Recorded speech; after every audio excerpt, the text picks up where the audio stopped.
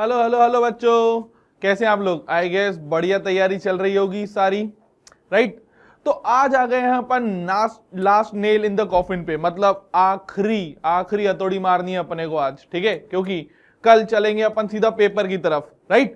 तो जल्दी से चालू करते हैं अपन, अभी भी उसी सीरीज में आगे बढ़ते हैं और बात करते हैं कॉम्बिनेटोरिक्स के कुछ PYQs, कुछ प्रोबेबल क्वेश्चंस, कुछ डिफरेंट टाइप ऑफ क्वेश्चंस के बारे में। Okay, let's start with the first question.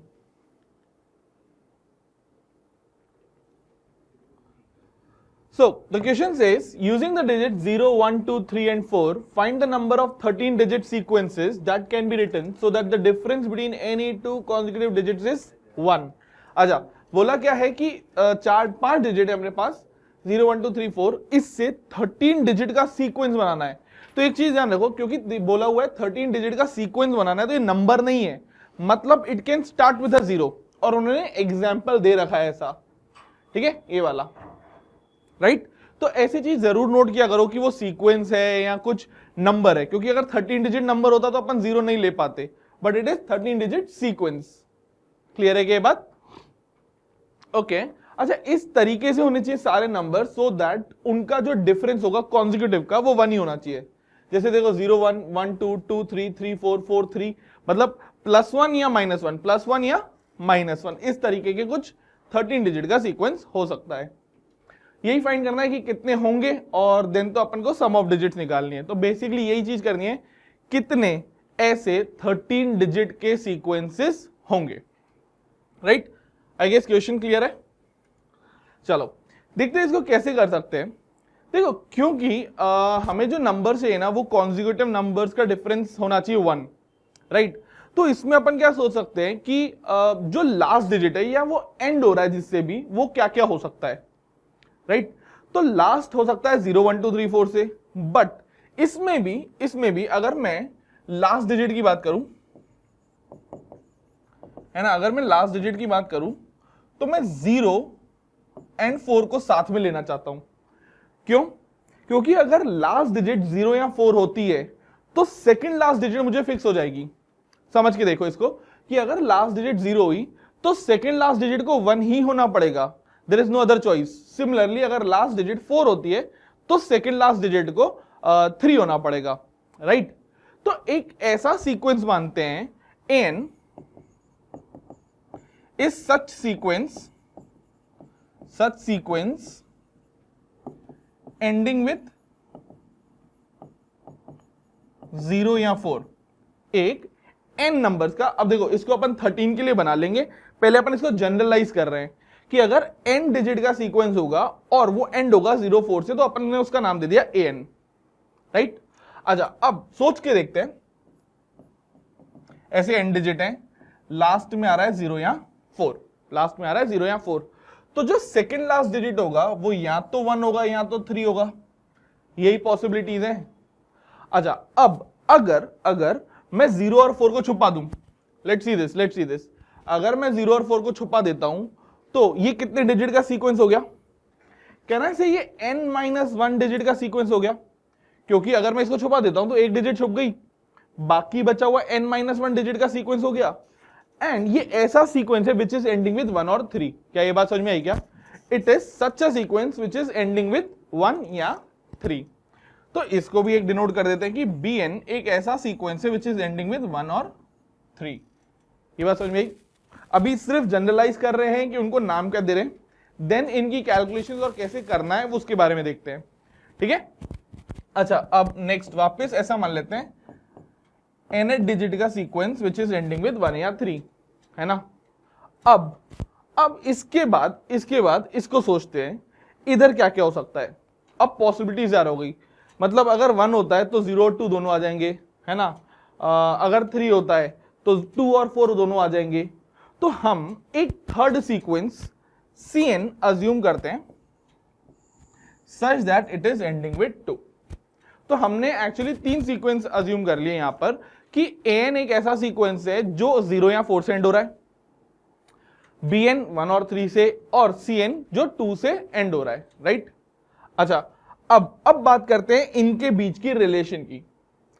इधर से देख के मुझे क्या लग रहा है कि अगर n डिजिट का सीक्वेंस होता है और उसमें से मैं ये एक छुपा लेता हूं, ठीक है, एक छुपा लेता हूं, मतलब 0 और 4 को अभी मान लो गायब हो गया, है ना, तो बाकी बचा हुआ n-1 डिजिट का सीक्वेंस होगा। और क्या ये n-1 डिजिट का जो सीक्वेंस होगा ये bn होगा या bn-1 होगा? अगर मैं इसको पूरे को an ले लेता हूं, राइट, सारे कॉम्बिनेशन आ गए इसमें जितने पॉसिबल है, राइट, और ये 0 और 4 लास्ट डिजिट हटा देता हूं, तो इसमें भी वो सारे कॉम्बिनेशन फिट हो जाएंगे, लेकिन इस सीक्वेंस का नाम हो जाएगा bn-1 क्योंकि एक डिजिट कम हो गई और इट इज एंडिंग विद 1 या 3। तो कहना है से an के जितने पॉसिबल ऑप्शंस हैं उतने ही पॉसिबल ऑप्शंस bn-1 के। ये बात समझ में आई क्या? an के जितने सीक्वेंस पॉसिबल हैं, देखो ये वाली डिजिट हर बार चेंज होती रहेगी और लास्ट में 0-4 आता रहेगा, उतने ही सीक्वेंस bn-1 के लिए। ये बात समझ में आई क्या? तो कहना है से कि an is equal to b of n-1, an is equal to b of n minus या bn-1। अच्छा, सिमिलरली अगर मैं इसको bn बोलता हूं क्योंकि 1 और 3 से एंड हो रहा है, तो अब कुछ ऑप्शंस अवेलेबल हो जाएंगे अपने पास। पहला, या तो ये 0 या 4 पे जाए, ठीक है, अगर 1 होगा तो 0 पे जाएगा, 3 होगा तो 4 पे जाएगा, तो ये सीक्वेंस कितना हो जाएगा an-1, है ना। लेकिन और ऑप्शंस पॉसिबल हैं। और ऑप्शंस कैसे पॉसिबल है? अगर यहां पर 2 आ जाए, यहां पर 2 आ जाए, ग्रीन वाला 2 आ जाए, है ना, तो ये 2 भी दो तरीके से आ सकता है, 1 से भी 2 आ सकता है और 3 से भी 2 आ सकता है, राइट। और अगर 2 आ गया तो इस सीक्वेंस को, अगर 2 आ गया तो इस सीक्वेंस को क्या मैं cn बोलूंगा या cn-1 बोलूंगा, क्योंकि इसको हमने bn माना था, तो इस सीक्वेंस को cn-1 बोलना पड़ेगा। लेकिन ध्यान ये रखना है हमको कि 2 1 से भी आ रहा है और 3 से भी आ रहा है, तो cn एक्चुअली 2 बार आ रहा है। तो अगर मैं इसके सारे कॉम्बिनेशन ले लूं तो आई विल से कि bn जो है वो twice of cn-1 plus an-1 के बराबर है। an-1 ब्लू वाले सारे ऑप्शंस है ना, और ग्रीन वाले सारे ऑप्शंस है cn-1। अच्छा, ट्वाइस क्यों लिया? क्योंकि 1 से भी आ सकता है और 3 से भी आ सकता है। क्लियर? अच्छा, थोड़ा सा और आगे बढ़ते हैं, उसके अंदर ही एक और ऐसा इक्वेशन बनाते हैं। कैसे? अगर लेट सपोज 2 से एंड हो रहा है ना, तो dash dash dash dash last is 2, तो ये तो अपना cn हो जाएगा, सॉरी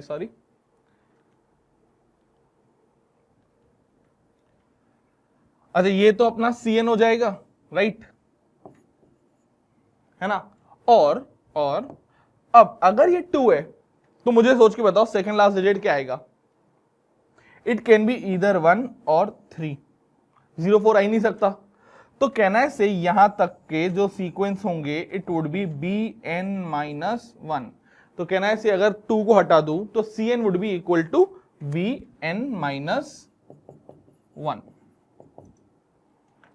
तो now we have 3 equations in an, bn, cn, ठीक है, और 3 वेरिएबल ही हैं an, bn, cn, राइट।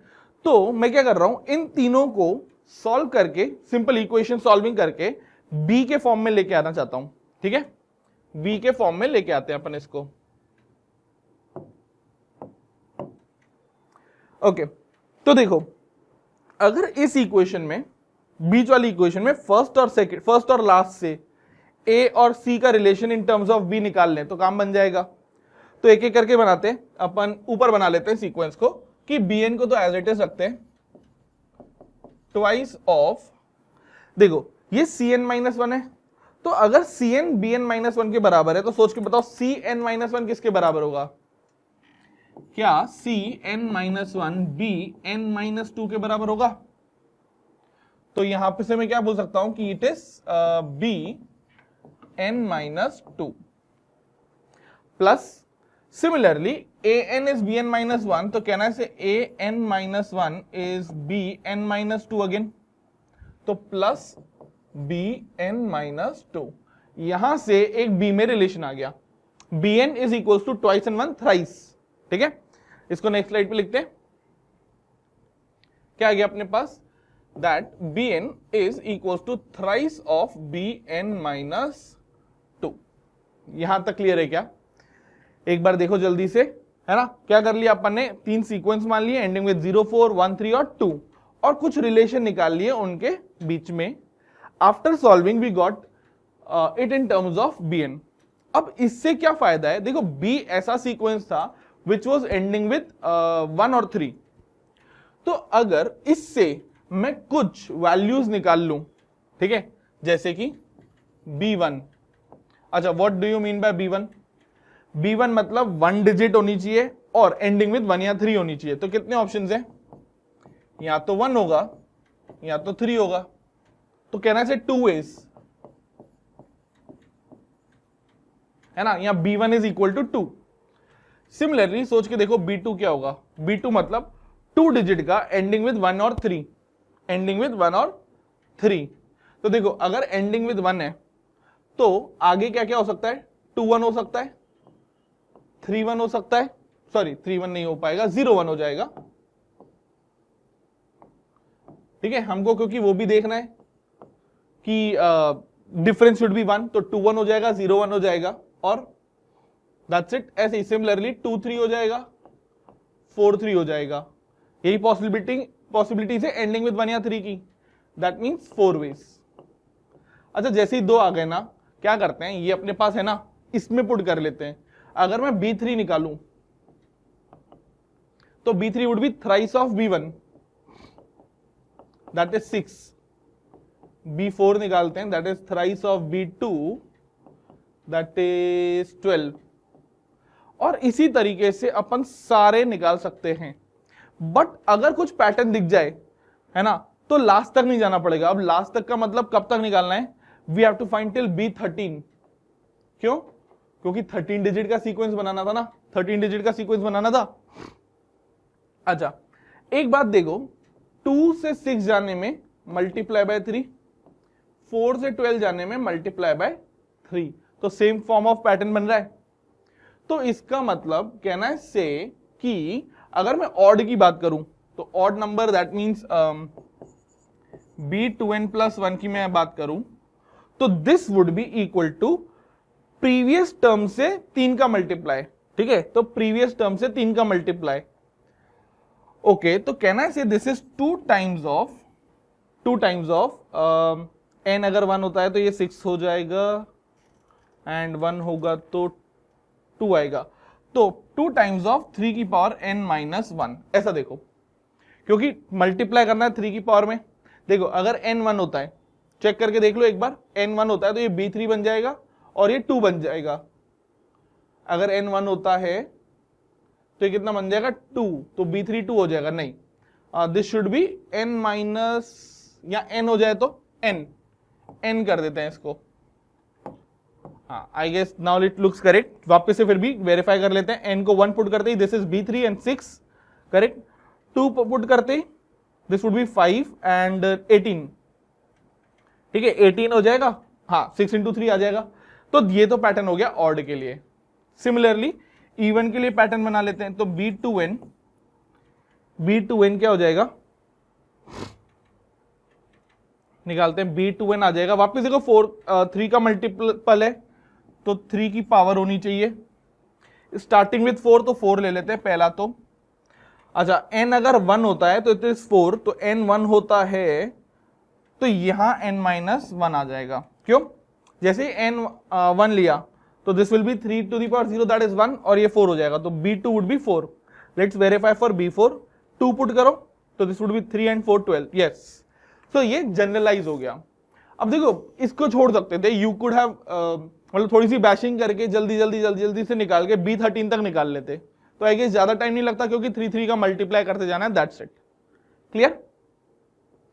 अच्छा, ये तो हुआ generalization, but still we want to find the final answer, which is, क्या निकालना था, सारे ऐसे sequences which are ending with may be which are of form of an bn या cn। मतलब we have to find the n which is a13 plus b13 plus c13। ऐसे सारे sequences which are ending with, ऐसे सारे sequences 13 digit के विच are ending with 0 या 4, 1 या 3 या 2। समझ में आई कि ये बात, राइट? अच्छा, अब A13 कैसे निकालें? हमने तो B के लिए एक फॉर्मूला लगाया, तो A13 कैसे निकालेंगे? अपन इसको सॉल्व कर लेते ना। देखो A13 B12 के बराबर हो जाएगा, सिमिलरली C13 भी B12 के बराबर हो जाएगा। सही है क्या? तो this would B B12 plus B13 plus B12। अब सॉल्व कर लेते हैं इसको जल्दी से। तो B12 दैट इज इवन हो जाएगा, तो ये पुट कर देते हैं, तो 6 पुट करना पड़ेगा अपने को इधर, 4.3 की पावर 5। अच्छा, इन दोनों को सेम ले लेते हैं, तो ट्वाइस ऑफ 4.3 की पावर 5। सही है? B13 मतलब इधर भी 6 लेना पड़ेगा, 2.3 की power 6। Let's quickly solve it. अब बेसिकली अपने को कॉन्सेप्ट आ गया, अब थोड़ी सी कैलकुलेशन बाकी है, दैट्स इट, राइट? तो अगर मैं सॉल्व करूं तो 2.3 की पावर 6 कॉमन आ जाएगा, नहीं 3 की पावर 5 कॉमन आ जाएगा, 4 यहां से और 3 यहां से। 3 की पावर 5 कितना है? 243। 486 इंटू 7 सॉल्व करो, कितना आ रहा है? 340634 right? Now this is our final answer, means n की value, but in form of IOQ अपने को इसको सम ऑफ डिजिट्स बोला था, सम ऑफ डिजिट्स निकालने के लिए तो s ऑफ n बोल देते हैं, जस्ट कि सम ऑफ डिजिट्स निकाल रहे हैं, that would B 9 and that would be the final answer. समझ में आ गया? तो बढ़िया क्वेश्चन था, इसमें थोड़ा सा केस वर्क भी करना था, थोड़ा सा ये भी सोचना था कि इस सीक्वेंस को अज्यूम कैसे करना है और आगे कैसे बढ़ना है, right? Clear? I hope it's clear. Okay, we'll do one more. Next is a question from 2019. Okay, अब ये क्वेश्चन ना कंपैरेटिवली इजी है बट कंफ्यूजिंग है ना, क्योंकि थोड़े से केस लेने पड़ेंगे। अगर जरा सी भी गलती कर दी ना तो फिर क्वेश्चन गलत हो जाता है। तो ऐसे क्वेश्चनों से भी बच के रहना अपने को, मतलब बच के ऐसे रहना है कि इसमें गलती नहीं करनी क्योंकि क्वेश्चन इजी है। ठीक है, क्या लिखा हुआ है? Will say that rearrangement of letters has no fix letters. उसको नो फिक्स लेटर्स कब बोलेंगे? जब फॉर एग्जाम्पल भारत है तो इसके, है ना, इसके सारे जो भी लेटर्स हैं वो अपनी अपनी जगह पे नहीं आए, तो एक्चुअली दे नीड टू से इट एज डीअरेंजमेंट। क्या हम ऐसा बोल सकते हैं कि वो अपनी जगह पर नहीं आए, मतलब डीअरेंजमेंट है, तो हमको इसका डीअरेंजमेंट करना है, राइट? बट दिक्कत क्या है? अब ये जो लास्ट में बोला ना, the two A's are considered identical, मतलब अगर मैं इन दोनों का डीअरेंजमेंट करूं तो हो सकता है ना कि ये वाला ए इधर आ जाए और ये वाला ए इधर आ जाए, तो क्या ये डीअरेंजमेंट माना जाएगा? नहीं, राइट? या ऐसा भी हो सकता है सिर्फ थर्ड वाला ए फिफ्थ पे चला जाए और ये कहीं और चला जाए, एक्चुअली डीअरेंज हो जाए, स्टिल वो नहीं माना जाएगा। तो इसको अगर डायरेक्टली डीअरेंजमेंट से करोगे तो you will not get the answer. ठीक है, तो इसमें बनाने पड़ेंगे थोड़े से केसेस। ठीक है, तो लिखते हैं इसको। So we have BHARAT। अब इसका केस बनाने के लिए देखो ऐसी कौन सी चीज है जो दिक्कत दे रही है? दिक्कत दे रहे हैं ये 2A। ठीक है, तो इन 2A को पहले अपन कहीं पे डीअरेंज कर देते हैं, राइट? तो let's think of it, we have 6 letter 6 spaces, हमको ये 2A रखने हैं। अब ये सोच के देखो कि ये जो 2A हैं इनके पास कितने ऑप्शन है, कहां कहां जा सकते हैं? ये B पे जा सकते हैं, H पे, R पे या T पे। क्या ये बात सही है क्या? B पे, H पे, R पे या T पे, मतलब B के नीचे, H के नीचे, R के नीचे और T के नीचे। ये बात सही है? तो डबल ए को चूज करने के कहना है 4C2 वेज है। इन 4 में से हमको कोई 2, है ना, स्पेस चूज करनी है। अच्छा, अगर मैंने स्पेस चूज कर दी तो इनको अरेंज करने का तो एक ही तरीका, दे कैन नॉट परम्यूट, है ना, तो एक ही तरीका। तो first of all we got 4C2 ways to derange A. अच्छा, again without loss of generality अपन मान लेते हैं कि कहीं पर लेट्स से फर्स्ट और सेकंड पर ए और ए बैठ गए, ठीक है। अब देखो बी और एच तो कहीं पर भी बैठ सकते हैं, ठीक है, बी और एच तो कहीं पर भी जा सकते हैं because they will B rearranged. अब कौन दिक्कत देगा, आर या टी? क्या बात सही है क्या, आर या टी, राइट? तो आर और टी को पहले अपन अरेंज कर लेते हैं, ठीक है, आर और टी को अरेंज कर लेते हैं। तो for first case let's say A when R goes to T, मतलब अगर R sits at the place of T, मतलब यहां पर अगर यहां बैठ जाता है, ठीक है, तो डीअरेंज हो गया, बिल्कुल हो गया। अच्छा, इसके R के नीचे नहीं बैठ सकता था, तो अब B, H और T को डीअरेंज करने के कितने वेज, वी हैव 3 वेज, है ना, 3 जगह। तो कैन आई से the remaining cases would be 3 factorial, कि B, H और T कहीं पर भी जाएं दे विल बी डीअरेंज्ड, करेक्ट। अच्छा, केस 1। केस 2 की अगर मैं बात करूं, केस 2 की बात करूं, let's choose another colour, green colour, है ना, ग्रीन वाला जो केस रहेगा, केस 2 में ए, ठीक है, ए तो वही थे, बाकी 4 प्लेसेस हैं। अब नेक्स्ट थिंग इज आर वापस से आर के नीचे नहीं आ सकता, है ना, बट इन दोनों ए के नीचे आ सकता है। अब फर्स्ट ए के नीचे कि सेकंड ए के नीचे, इसके लिए चूज करने पड़ेंगे 2 वेज, क्योंकि हो सकता है आर फर्स्ट ए के आ जाए नीचे या सेकंड के नीचे। तो कहना है 2 वेज तो ये हो गए आर को बिठाने के। अब लेट्स से वापस आर कोई यहां बैठ गया, ठीक है। अच्छा, यहां नहीं लेते, नीचे लेते हैं अपन, आर यहां आ गया।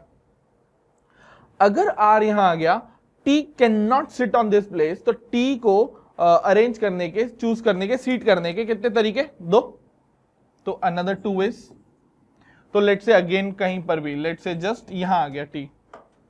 अब बी और एच तो हमको पता ही था कहीं पर ही बैठ जाएंगे, तो बी और एच के लिए अनदर 2 या 2 फैक्टोरियल वेज। सही है क्या, क्लियर? अच्छा, अब अगर सोच के देखो, यही सारे केस ए और बी आते अगर मैं इन 2 ए को लेट से आर और टी के नीचे बिठा देता, बी एच के लिए भी सेम केस बनते, क्योंकि वो आर और टी पे आ जाते, देन आर और टी कहीं पर भी मूव हो सकते थे, जस्ट लाइक बी और H in these cases, right. तो उसके लिए हमने ऑलरेडी उनको 4C2 वेज ले लिए कि इतने तरीके से ये सारे केसेस बनेंगे, राइट। तो have we considered each and every case? Yes we have. तो अगर आ गया है तो then let's find the total answer या फाइनल आंसर। तो it would be 4C2 sorry 4C2 into 3 factorial plus ये कितना हो जाएगा, 2 2 2 8, ठीक है। 4C2 is 6, 6 plus 8 is 14 and 6 into 14 is 84. So there are 84 ways to dearrange them. Clear? Again मैं इसको बोल रहा हूं कि अगर डायरेक्टली डीअरेंजमेंट होता तो अपन लगा देते डीअरेंजमेंट, बट ये जो 2 एस थे इसकी वजह से अपने को कुछ केसेस लेने पड़े। क्लियर है क्या?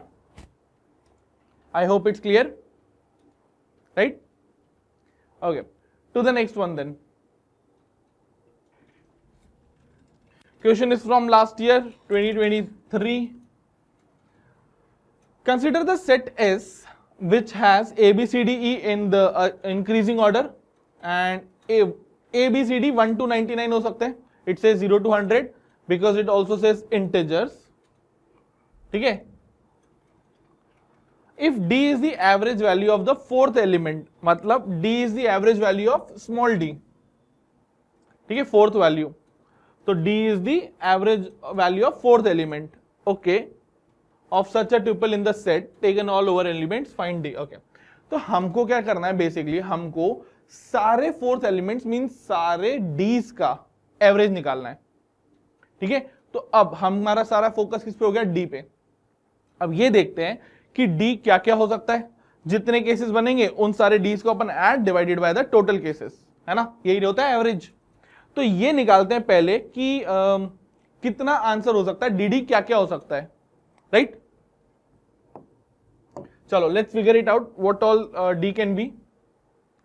अच्छा, तो ऐसा मान लेते हैं क्योंकि हमको इनको अरेंज करना है और इंक्रीजिंग ऑर्डर में अरेंज करना है, तो कहना है से कि 5 ABCDE अरेंज करने और number of ways of choosing these 5, right, in a way that, अच्छा D की हाईएस्ट वैल्यू क्या हो सकती है? It can be 98, highest it can be 98. तो इफ आई से D इज 98, ठीक है, ये अपना मेन ऑब्जेक्ट है जिसको अपने को काउंट करना है. D is 98. How many options E has? एक ही ऑप्शन है E के पास, तो that it has to be 99, right? अच्छा, A, B, C के पास कितने ऑप्शंस हैं? A, B के C के पास 98 हो गया, 99 हो गया, 97 वेज हैं to be chosen out of 3, means 97 C 3. क्या इनको अरेंज भी करना पड़ेगा? नो. देखो लास्ट वीडियो में भी अपन ने एक बात करी थी कि एक ऐसा क्वेश्चन बन रहा था इंक्रीजिंग डिक्रीजिंग वाला, तो अगर ऐसा रहता है तो इनको अरेंज नहीं करना है, तो अपने आप बैठ जाएंगे, जो भी नंबर होगा वो इंक्रीजिंग ऑर्डर में ही बैठेंगे, राइट. तो कहना है 97 C3 ways are there in which D would be 98. तो कहना है say the sum of all values of D, है ना, SD ऐसा मान लेते हैं, SD1, क्योंकि D अभी 98 है ना, तो SD1 would be 97 C3 into 98 into 1. सही है. अच्छा, नेक्स्ट केस, इफ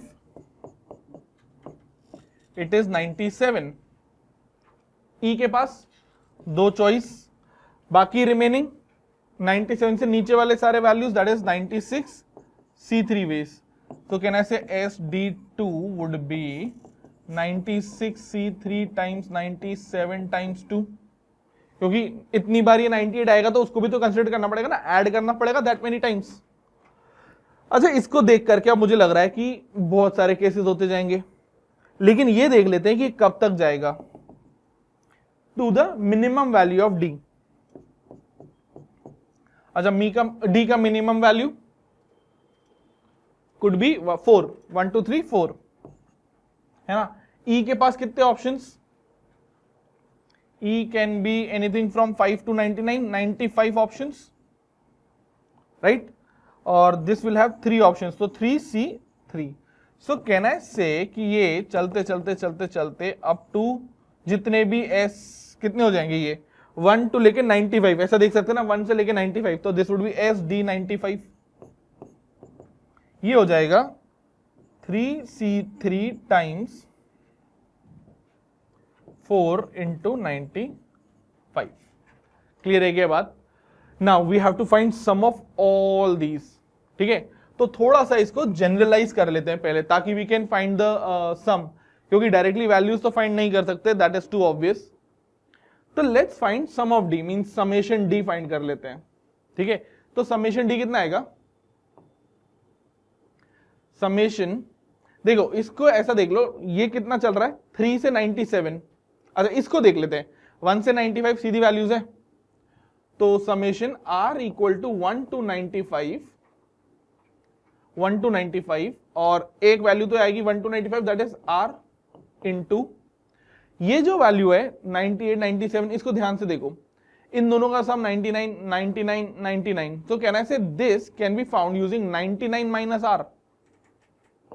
तो दूसरी वैल्यू हो गई अपने पास 99 माइनस R. ठीक है, इसको कैसे सोचे? C3 है, हमेशा C3 है, इसको देख लेते हैं 97. जब R 1 है तो ये 97 है, तो कहना है 98 माइनस 1 है, तो it would be 98 minus R, sorry 98 minus R बोल सकते, क्योंकि हर बार R माइनस होता जाएगा. तो 98 minus R C3, this is the generalised sum of D's. ठीक है, अच्छा अभी भी इसको सॉल्व नहीं कर सकते डायरेक्टली, क्योंकि वैल्यूज तो नहीं पुट कर सकते, है ना, थोड़ा सा और सोचते हैं. अच्छा, डू यू नो कि NCR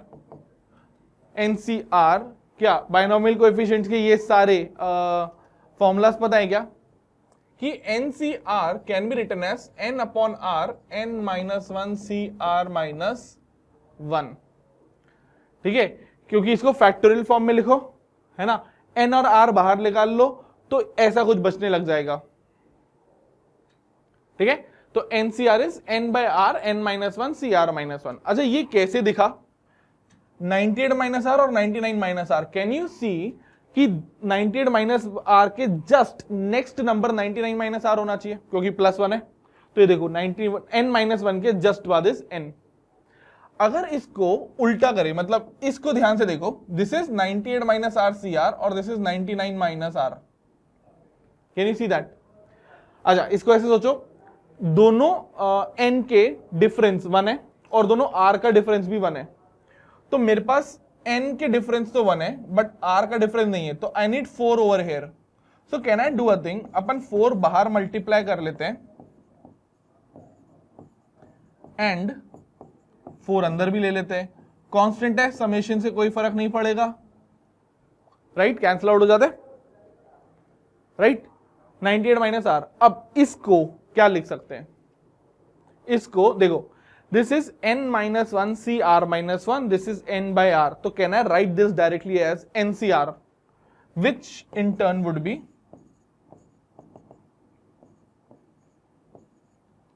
99 minus RC4। So we got a shorter version of it, that it is R into 99 minus RC4। सही है क्या।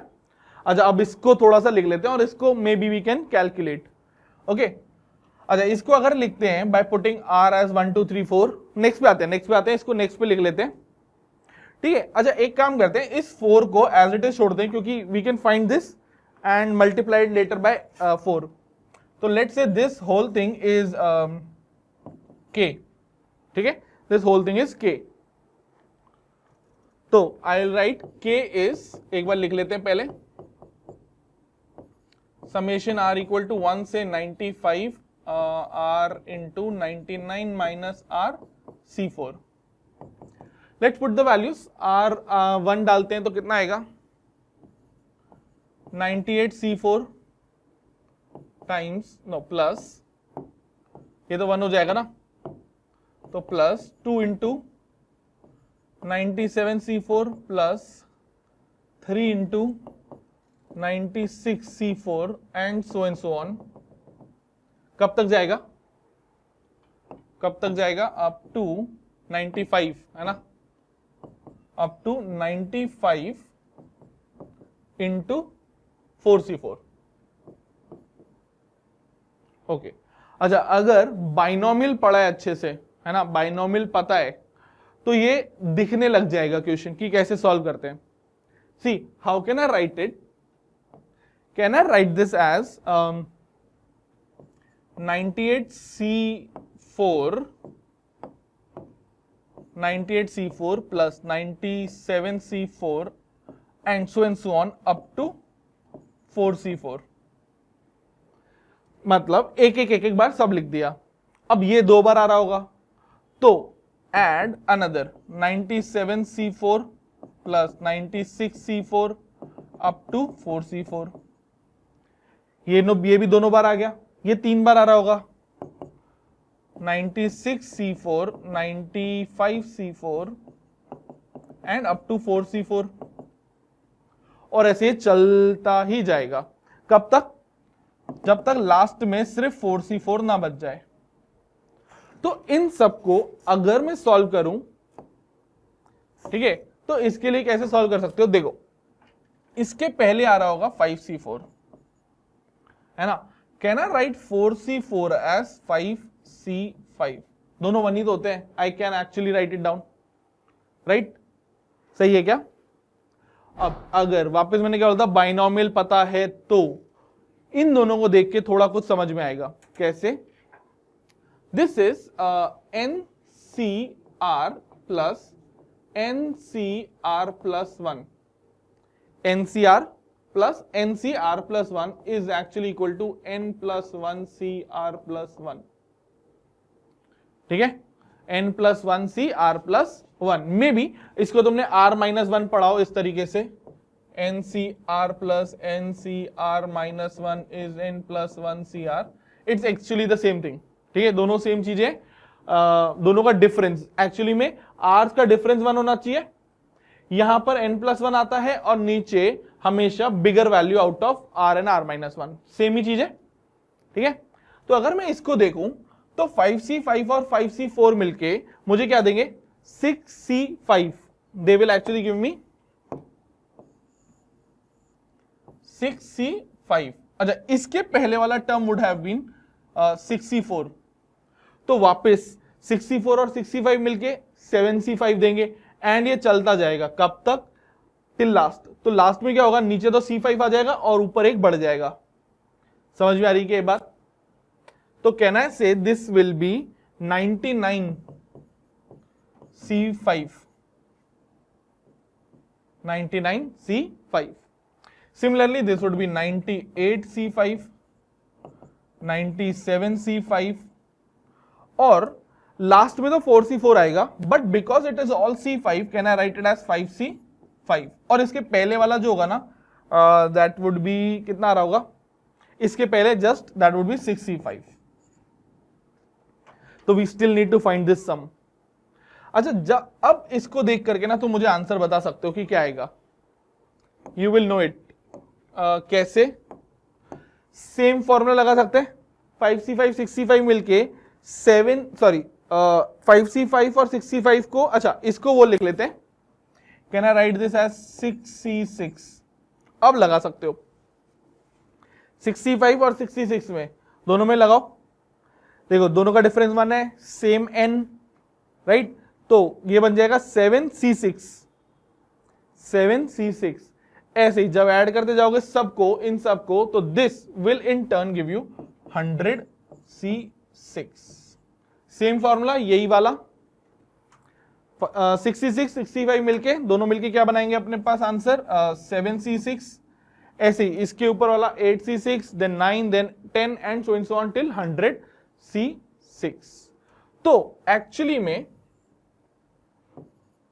समेशन ऑफ डी कितना आ गया, अच्छा हमने पीछे 4 छोड़ा था और k, तो हम बोलेंगे 4k, and k was 4 into 100c6, which again we cannot calculate, and that's why उन्होंने सम ऑफ डी बोला ही नहीं था, उन्होंने क्या बोला था, एवरेज। अब अगर एवरेज चाहिए तो हमको टोटल ऑब्जर्वेशन भी चाहिए, मतलब टोटल सेट भी चाहिए। 5 नंबर चूज करने, how many options do we have, 99, 1 to 99 कुछ भी हो सकते हैं, तो 99c5 would have been the total number of sets, right? तो टोटल सेट्स कितने हो गए अपने पास, total number of sets will be 99c5। Clear है क्या? तो now we have to find D. D is average, दोनों को डिवाइड कर लेते हैं, तो 4 into 100c6 ओवर 99c5। ठीक है क्या? कैलकुलेट कर लो जल्दी से, यू कैन कैलकुलेट इट। और अभी हमने एक फॉर्मूला पढ़ा था एनसीआर का, तो अगर इसको 100c6 मानो तो 100 और 6 बाहर निकाल लें, है ना। अगर मैं 100 और 6 को बाहर निकाल लेता हूं तो will I get 99c5, which will actually cancel it out. Solve कर लो, this would be twice, thrice, answer would be 200/3। This is the value of D. But again D नहीं पूछा था, they were asking about the GIF of D, ठीक है, largest integer. तो ये कितना आएगा, 66 पॉइंट समथिंग, तो answer would be 66। Answer would be 66। समझ में आया क्या? बहुत बढ़िया क्वेश्चन था, है ना। काफी सारे केस वर्क भी थे और एक्चुअली में बाइनोमियल लग रहा था बहुत सारा, ठीक है, क्योंकि calculation was hard. I guess ये भी पता लग गया होगा कि डी को कैसे निकालना है ना, बाय कुछ वैल्यूज पुट करके कुछ पैटर्न बन गया होगा, बट सॉल्व कैसे करें would have been another task. तो इस तरीके से you can solve it out. Clear है क्या? I hope it's clear. Okay, to the next. Next it says, consider the paths of length 16 that follow the lines from the left corner to the upper right corner on an 8x8 grid. अच्छा पहले तो there is an 8x8 grid बना लेते हैं।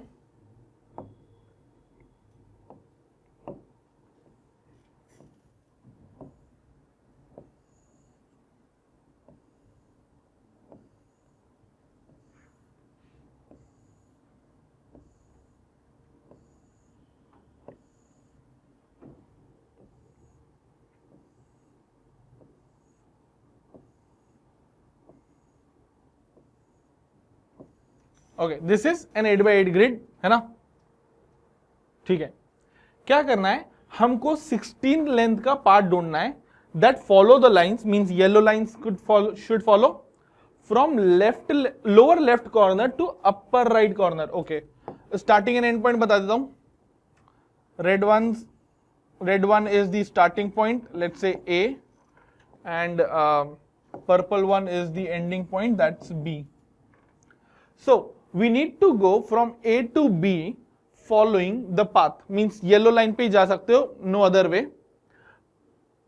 But last में देखते हैं, find number of such paths that change direction exactly 4 times. मतलब हमें ऐसा पाथ चूज करना है so that you should only change direction 4 times, इससे ज्यादा नहीं, ठीक है। लेट्स टेक एन एग्जांपल और उससे थोड़ा सा और डिटेलिंग करते हैं। सपोज करते हैं अगर 4 बार डायरेक्शन चेंज हो रहा है तो I can go like this, 1 2 3 and 4, ऐसे ही जा सकते हैं। देखो एक बार यहां चेंज किया, I went up right up right, सही है। अच्छा अगर मैं इसको अपराइट बोल रहा हूं तो कहना है दिस इज, ब्लू में ये राइट है, ये अप है, ये राइट है, ये अप है, ये राइट है, तो कुछ इस टाइप का सीक्वेंस बनेगा। एंड एज वेल एक ही हो सकता है that I start with up, है ना, तो आई स्टार्ट विद अप, ऐसा कहीं चले गए रैंडमली 1 2 3 4, 4 बार डायरेक्शन चेंज हुआ, तो अप राइट, नो 1 2 3 4, 4 बार हो गए क्या, 1 बार 2 बार 3 बार 4 बार, अप राइट अप, करेक्ट। तो ऐसा कुछ बन रहा है, राइट अप राइट, या अप राइट अप, यही दो केस हो सकते हैं। इधर we start with right and then go direction change करके ऊपर जाते हैं, या अप जाते हैं एंड देन डायरेक्शन चेंज करते हैं, राइट, ऐसा ही कुछ क्वेश्चन है। So we have to find all the such paths, ऐसे कितने पाथ्स पॉसिबल है फ्रॉम ए टू बी। तो एक चीज तो समझ में आ गई कि 2 केस बनेंगे, या तो ऐसा वाला जब हम अप से स्टार्ट करें या राइट से स्टार्ट करें। तो आई कैन से 2 केसेस हैं। केस 1, देखो इसको ऐसा लिख लेते हैं, आर यू आर, और case 2 would be U R U, means up right up, right, ऐसा ही कुछ होगा। अच्छा दोनों केस में इक्वल नंबर ऑफ वेज आएंगे, वी कैन इजिली सी, जितना इधर है उतना इधर है, 8x8 का ग्रिड है, राइट, इधर you can start with right और अप, कैसे भी देख लो इट्स सिमेट्रिकल, तो इन दोनों में सेम नंबर ऑफ वेज आएंगे। तो कहना से फर्स्ट वाला केस ले लेते हैं and will double it up, ठीक है, फर्स्ट वाला केस ले लेते हैं, will double it up, okay. तो एक बार इसको है ना ऐसे इंटू 2 लिख देते हैं, तो अपने को आंसर रहेगा कि लास्ट में अपने को इंटू 2 करना है, ठीक है। Okay let's think of that we start with right. Okay जब मैं राइट में जाता हूं, है ना, तो लेट्स थिंक ऑफ, अगर मैं राइट में जा रहा हूं तो राइट में 3 आर आ रहे हैं, r, can you see that, r and r. अब can I think of this as there are 8 boxes, the first R chooses 2, the second R chooses 3 and the third R chooses 3। तो बेगर coin दिख रहा है क्या कि 2 वे 3 वे 3 वे, ठीक है। तो if I start with right वाले के लिए, राइट के लिए लगा लेते हैं अपन बेगर कॉइन मेथड, है ना, तो 2 blocks then 3 blocks and then 3 blocks. अच्छा एक condition, they can not have 0 blocks in between, हो ही नहीं पाएगा, क्योंकि अगर मैं राइट चलूंगा तो I need to at least count 1 right या 1 बॉक्स। तो अगर मैं इसको बेगर कॉइन से बोलूं तो ऐसा बोल सकता हूं कि 3 जो राइट्स हैं, let's say X Y Z, their sum should be 8, condition being X Y Z greater than equal to 1, minimum 1 होना चाहिए। तो बेगर कॉइन लगा लेते हैं, इसमें कितना बन जाएगा अपने पास, x plus Y plus Z would be 5, 5 plus 3 minus 1 C 3 minus 1 कितना हो गया, 8 minus 1 7, 7 C 2, 7 C 2 ways that is 21 ways, ठीक है, 21 वेज इधर है, लेकिन सिर्फ राइट नहीं जाना था, अप भी जाना था। तो अगर मैं अप की बात करूं और फिर बेगर कॉइन लगाऊं, अब अप जाने के लिए 2 ब्लॉक्स, कैन यू से 8 ब्लॉक्स को 2 पार्ट्स में डिवाइड करना है, देखो यहां 2 यहां 6, तो same thing can I say a plus B is 8, again a b greater than equal to 1, तो we can say a plus B is actually 6, minimum 1 होगा तो, राइट।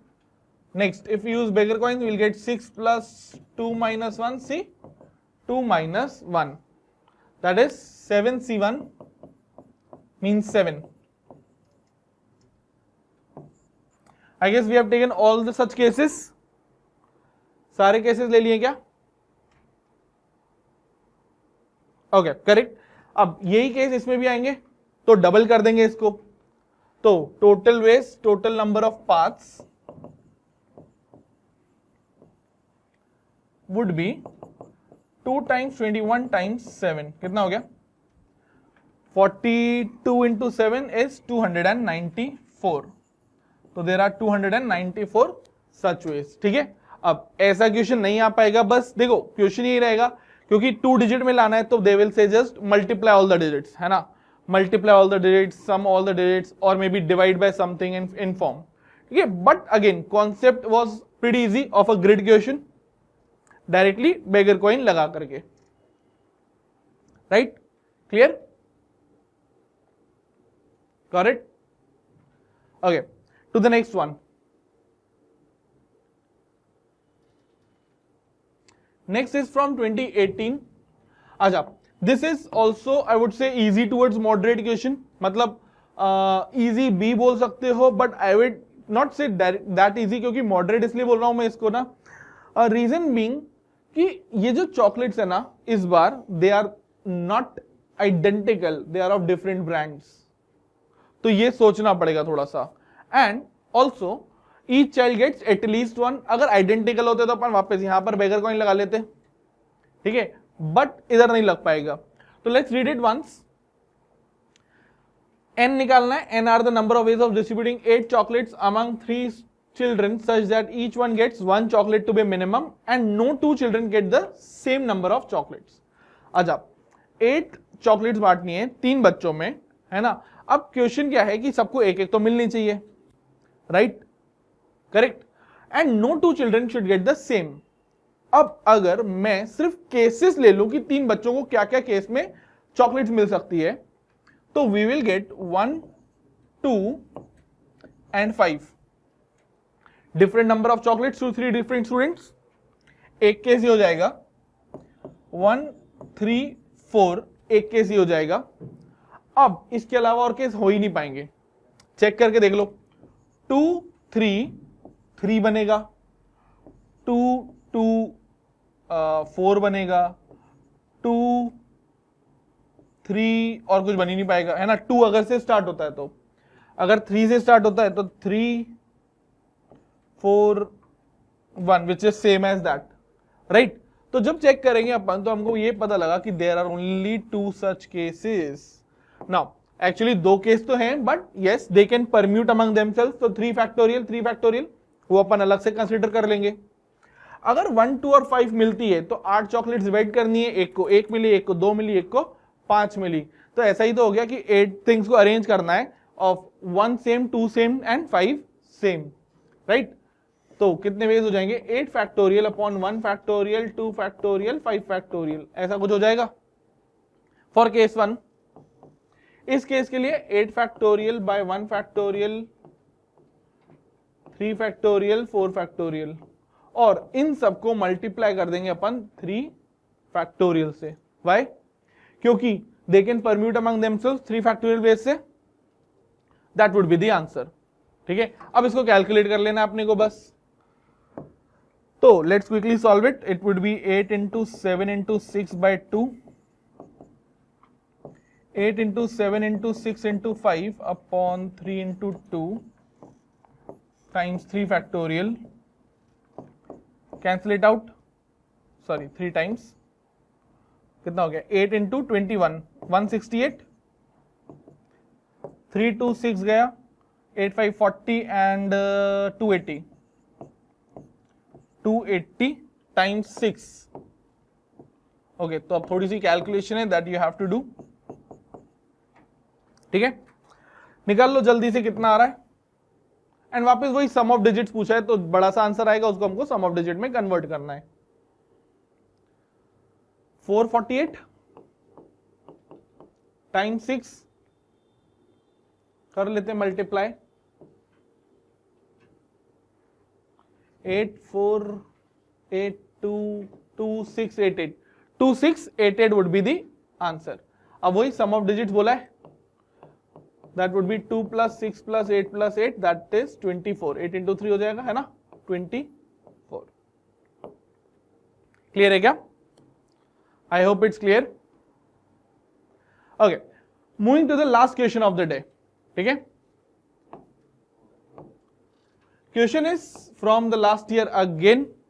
ठीक है, क्वेश्चन क्या है, for any finite non empty set X of integers, okay, max x is denoting the largest element and mod x is denoting the number of elements। ठीक है, if n is number of ordered pairs a b of finite non-empty sets which are following this, okay, तो हमको ऐसे sets बनाने which are following this and we have to find how many such ordered pairs of a and b are possible, right? आखिरी वाला तो अपन छोड़ ही देते हैं क्योंकि वो सिर्फ डबल डिजिट में बनाना है। we'll find number of ordered pairs of a b। Okay, देखो आई वुड से ये वाली इक्वेशन थोड़ी सी इजी है, mod A times max B वाली, क्योंकि दो ही option. Now see max B because of positive integers है तो they will be this will be a positive integer, और mod of A B number of elements है तो that would be also a positive integer, right? तो दो ही option है, 1 into 11 का या 11 into 1 का, राइट? अच्छा, साइमल्टेनियसली दूसरी भी देख लेते हैं।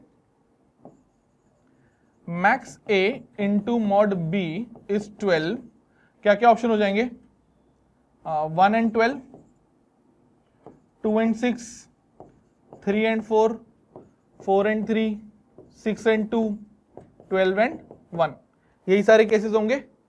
तो now we have to find ordered pairs of A B जो इनको फॉलो करेगा, right? Okay, let's see it. अच्छा, इसको देखो, अगर मॉड ऑफ ए 11 होता है ना, मतलब there are 11 elements in A, है ना, can max of A B 1? हो ही नहीं सकता। अगर ए मैक्सिमम हो गया तो बाकी एलिमेंट्स तो सेम हो जाएंगे क्योंकि पॉजिटिव इंटीजर्स का सेट है। तो कहना है से अगर मैं ये वाला 11 into 1 वाला केस लेता हूं तो there will be only one case possible, that would be 12 into 1, क्योंकि 12 ही मैक्सिमम हो सकता है। अगर 6 भी मैक्सिमम एलिमेंट हो गया तो 1 2 3 4 5 6 ही एलिमेंट हो पाएंगे, तो देयर हैज टू बी 12। तो ब्लू वाला केस ले लेते हैं पहला।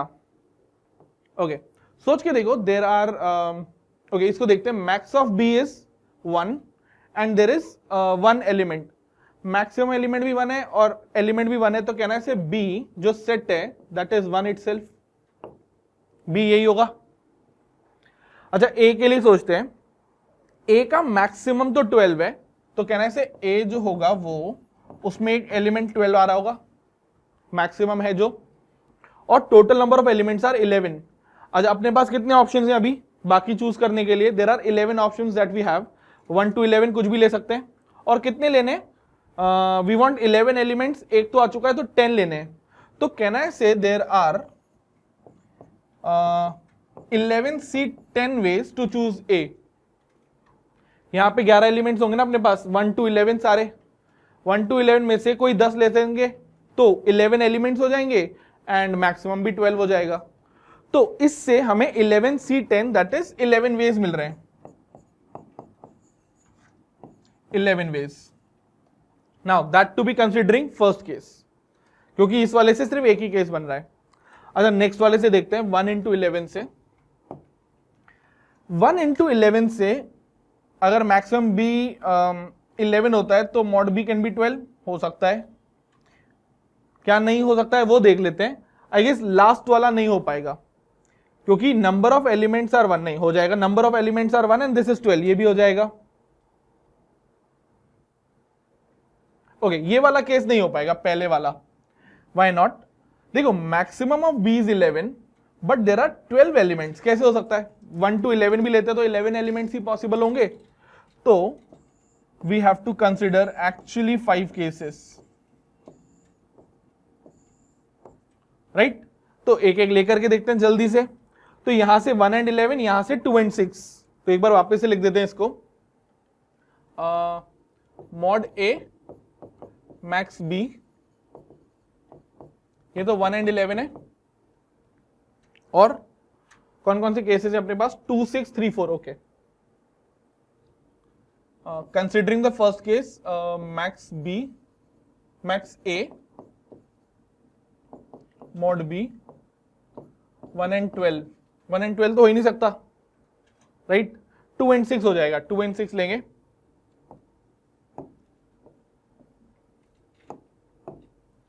अगर 2 and 6 ले लिए तो लेट्स थिंक ऑफ कि एक ही एलिमेंट है और मैक्सिमम यही है, तो ए कैन बी 2, A2 हो जाएगा और कोई पॉसिबिलिटी नहीं है।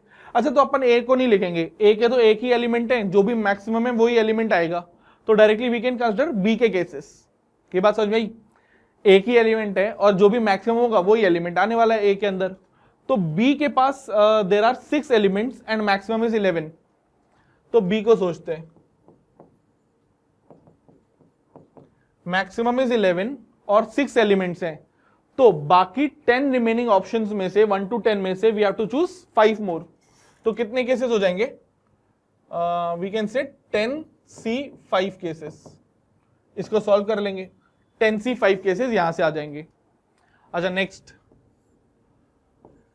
3 and 4 directly we can skip A, इस पे आ जाते हैं 4 पे। तो बी कैन बी मैक्सिमम तो 11 ही रहेगा और बाकी बचे ऑप्शंस 10 में से हमको 3 और चूज करने हैं, तो there will be 10C3 ways. Okay next 4 into 3 में बी 11 रहेगा, है ना? बाकी बचे 10 ऑप्शन, उसमें से 2 ही चूज करेंगे, तो 10C2 veg. Next 6 into 2, 6 into 2 के लिए बी अगेन एक तो 11 हो जाएगा और एक और एलिमेंट चाहिए, तो 10C1। और लास्टली 12 into 1, इसमें A 12 हो जाएगा और B 1 हो जाएगा, B 11 हो जाएगा, sorry. A would be 12 and B would be 11, क्योंकि यही बोला है maximum of A should be 12, there is 1 element, maximum B is 11, there is 1 element. तो एक केस यहां से भी, ठीक है? तो सारे केसेस को ऐड कर लेते हैं, that would be our final answer. तो क्या क्या हो गया? 10C5, 10C3, 10C2, 10C1 plus 1 और पीछे से 11 केसेस और थे, 11 वेज यहां से भी थे, राइट? तो plus 11। Let's solve it. 10, 9, 8, 7, 6 by 5, 4, 3, 2, 5 to 10, 3 से 2, 4 से 2। Let's calculate it. 9 into 7, 63, 126, 252 ways. 10C2, that is 45. 10C1 is 10, 1 and 11. तो 10, 1 and 11 ये सारे केसेस थे, 1, 2, 3, 4, 5 and 6। यस ठीक है, तो सॉल्व कर लो, ऐड कर ले सारे केसेस। कितने हो गए? 252, 245, 297, 307, 308, 319, 319 केसेस हैं क्या? और have we missed it anything?